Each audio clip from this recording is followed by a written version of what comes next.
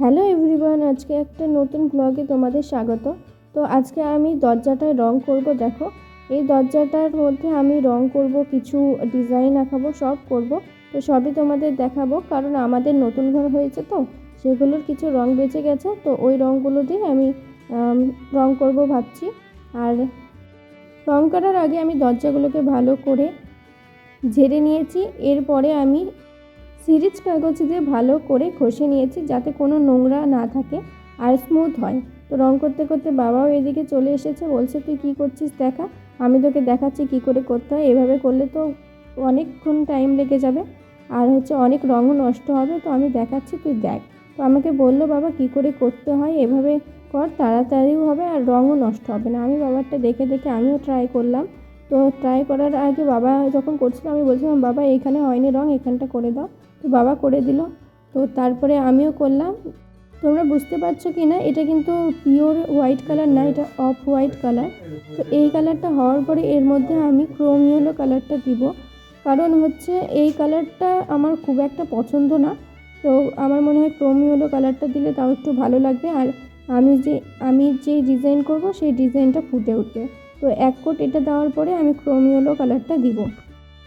আর এই পাশে দরজাটা দেখো, মা রং করেছিল, কালারগুলো ভালোই হয়েছে, খারাপ হয়নি, তবে লেখাগুলো এখনও বোঝা যাচ্ছে।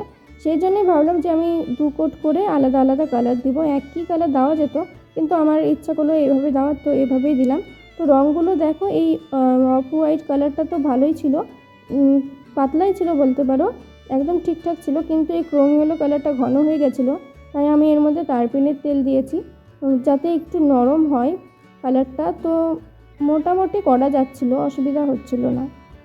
তো তোমরা দরজার এখন ফাইনাল রেজাল্টটা দেখে নাও, যে কালার করার পরে দরজাটাকে কেমন লাগছে। 2 দরজায় আমি তোমাদের দেখাচ্ছি, কোনটা বেশি ভালো লাগছে তোমরা জানাবা। যখন আমি ডিজাইনের মধ্যে করব, তোমরা আমাদেরকে সাজেস্ট করতে পারো যে কোন ডিজাইনটা করলে বেশি ভালো লাগে। আমার ইচ্ছা আর মায়ের ইচ্ছা যে স্বস্তিক চিহ্ন আমরা আঁকাবো, আর ওম চিহ্নটাও দিব। তো ওই রকমই ডিজাইনের মধ্যে তোমাদের কিছু মনে হলে অবশ্যই আমাকে সাজেস্ট করো। আর ইনস্টাগ্রামের আইডিটা আমি দিয়ে দিলাম, সেখানেও তোমরা আমাকে ছবি পাঠাতে পারো। তো এবার মা ভাত বাড়ছে দেখো, কারণ আমরা সকালে ভাত খাই। তো সকালে এখন আমি ভাত খেয়ে নিব। আর এখানে কি কি রান্না হবে তোমাদের বলে রাখি। আজকে হবে পনিরের তরকারি, সজনার ফুলের বড়া, আর পালংয়ের শীষের চচ্চড়ি। তো মা বলে, এখানে তুই সজনার ফুলগুলোকে ভালো করে ছাড়িয়ে নে, কারণ আমি এগুলোকে বড়া ভাজবো। বললাম ঠিক আছে, আমি ছাড়িয়ে দিচ্ছি। তো আমি এগুলোকে এক একটা করে ছাড়াচ্ছি, আর তোমরা ভিডিও দেখো। আর হ্যাঁ, এতটা ভিডিও কন্টিনিউ করার পর আমি তোমাদের বলতেই ভুলে গেছি যে তোমরা যদি কেউ আমার চ্যানেলে নতুন এসে থাকো আর আমার ভিডিও প্রথম দেখে থাকো, তাহলে অবশ্যই আমার চ্যানেলটাকে সাবস্ক্রাইব করবে, আর ভিডিও ভালো লাগলে অবশ্যই জানাবে, আর নতুন নতুন কী দেখতে চাও তাও বলবে। দেখো, এই সজনা ফুল থেকে ছোটো ছোটো সজনা হয়েছে, এটাই বড় হলে কত ভালো লাগবে খেতে। তো আমি এখন এই সজনা ফুলগুলোকে মাকে দিয়ে দিব। মা এরপরে এর বড়াটা ভাজবে। আমার তোমাদের বড়াটা ভাজার রেসিপিটা দেখানোর ইচ্ছা ছিল, কিন্তু আমি তখন কাজ করছিলাম বলে ভিডিওটা করতে পারিনি। তো এইদিকে আমি স্যালাড কুটে নিচ্ছি। তো এইদিকে স্যালাড কুটা আমার প্রায় হয়েই গেছে, আর আমি এইদিকে অর্ধেক টমেটোটা ছোট ছোট করে কেটে রাখবো। আর এই টমেটোটা কী করব আমি, সেটা তোমাদের আমি পরে দেখাচ্ছি।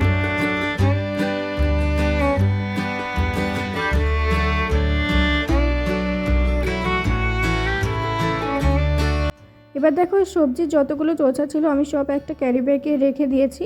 আমি এই সবজির চোচাগুলোতে সার বানাবো, আর গাছগুলোতেও দিব। যখন আমি দিব, আমি তোমাদের সেই ভিডিওটাও করব, কি করে এই সবজি পচা জল ব্যবহার করতে হয় এবং গাছগুলো যাতে ফল ধরে ভালো হয়, সেভাবে আমি ভিডিওতে দেখেছি ইউটিউবে, সেভাবে আমি তোমাদেরও দেখানোর চেষ্টা করব।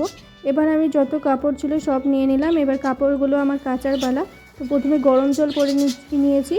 গরম জল করে নিলে না কাপড় জামাগুলো অতটা খাটনি হয় না কাচতে, সহজেই নোংরাগুলো পরিষ্কার হয়ে যায়। তো আমি সার্ফ দিয়ে ভালো করে গুলিয়ে নিচ্ছি।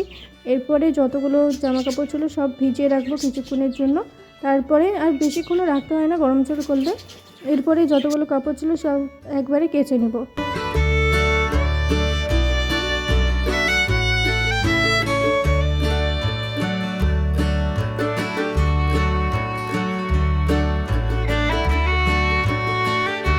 আর এই নীল জামাটার খুব রং ওঠে বলে আমি এই নীল জামাটাকে আলাদা করে ভিজাবো।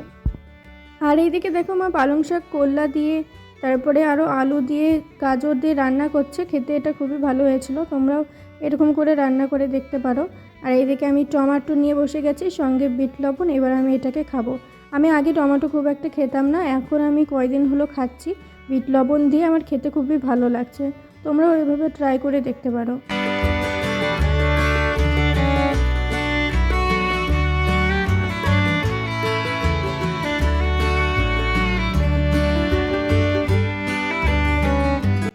তো খেতে খেতে এখানে আমার 5 মিনিট কমপ্লিট হয়ে গেছে, তাই আমি ভাবলাম যত কাপড় ছিল সব এবার কেচে নিই। তো এক এক করে সবগুলোই কেচে নিলাম। এবার আমি মেলেও দিয়েছি আর সঙ্গে স্নানও করে নিয়েছি। তো স্নান করে আমি এখন রেডি। আর এখন আমি কি করব সেটাই ভাবছি, কারণ এখন আর কোনো কাজ নেই, শুধু খাওয়া দাওয়া আর পূজা করা কাজ। তো আমি এখন পূজাটা করে নিব। তারপরে দেখো মা খাবারে হাত বেড়েছে। আর এই যে এখানে বড়াটা তোমাদের দেখাচ্ছি, আমি তো ভিডিওটা দেখাতে পারিনি, তবে এই বড়াটা দেখে নাও। এই বড়াটা পনিরের তরকারি, ওই পালং শাকের শীষের তরকারি, আর এইখানে স্যালাড। তো এটা দিয়ে আমি খেয়ে নিই, তারপরে আবার বিকালে দেখা হচ্ছে। তো বিকালে আর কোনো ভিডিও করতে পারিনি। তো এখন সন্ধ্যাবেলা, সন্ধ্যা পেরিয়েই চলে গেছে বলতে পারো। তো এখন আমাদের এই ঘরটা, যেটা নতুন ঘর রং হয়েছে, সেটা বিছানা ঠিক করা হচ্ছে। কাঠগুলো তো মাঝখানে ছিল, ঠিক মতো মানে রেডি করা ছিল না, কারণ রং করতে ওদের অসুবিধা হচ্ছিলো বলে ওরা ঘরের মাঝখানে রেখে দিয়েছিল, যাতে রঙও না পড়ে, সেভাবেই রেখে দিয়েছিল। এখন আমরা সেগুলোকে ঠিকঠাক করছি, মা বাবা আর আমি মিলে।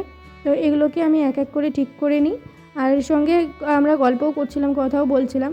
তো ঠিক করা হয়ে যাক, এরপরে ফাইনাল তোমাদের দেখাচ্ছি যে আমাদের ঘরটা, বিছানাটা ঠিক করার পরে কেমন লাগছে। বিছানার চাদরটা আমি কিনেছিলাম, আমার পছন্দের ওটা। তো ওইটাও কেমন লাগছে তোমরা অবশ্যই জানিও। আমাদের মশারি লাগানোর যেগুলো থাকে হুকগুলো এখনও কেনা হয়নি, তাই আমরা জানলার মধ্যে এটাকে লাগাচ্ছি আপাতত। কিছুদিন পর অবশ্যই কিনবো, আর কিনতেই হবে, তখন আরও ভালো করে মশারিটা লাগানো যাবে। তো আজকের মতো এইটুকুই, দেখা হচ্ছে আবার নতুন কোনো ব্লগে, নতুন কোনো ভিডিওতে।